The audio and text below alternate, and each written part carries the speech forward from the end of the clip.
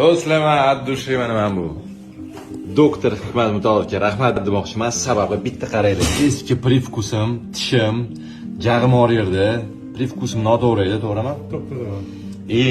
Kasal ko'p tishlarim bor edi. Hozirgi rezultatga bitta baho beringlar. Prosta jinnisi bo'ldi. Hikmatga katta rahmat.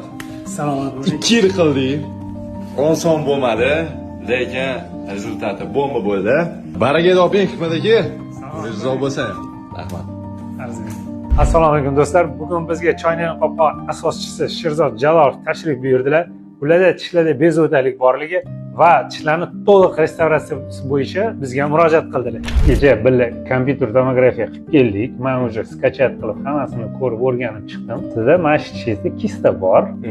Kista Gaymerov bo'shlig'iga ketyapti. Mana bu yerda qalin oq suyini qalin plastinkasi bor, tilla qavat bor. Shuning uchun pazuxa bo'm-bo'sh bo'lgani uchun qolgan hamma tishlaringiz sog'lom biza saqlab turishga harakat qilamiz. Rahmat. Chillash, qilashni yo'q. Hop oching. Yo'q. Oching. Yo'q. Problema yo'q.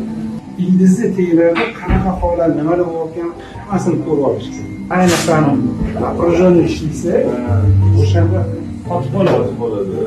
Zan oshib qolganidan. Yana 20-30 yil javob berasizmi, qolganini saqlab berishga javob beraman. Qo'rqmasdan.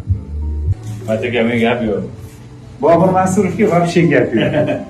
Tozalashga bu har kunlik odatimizga aylantirishimiz kerak. Ovqat yegandan keyin ayniqsa to'g'ri tushlik payti ertalab ishga shoshamiz, tushlik vaqtda ishda bo'lamiz, iloji kamroq.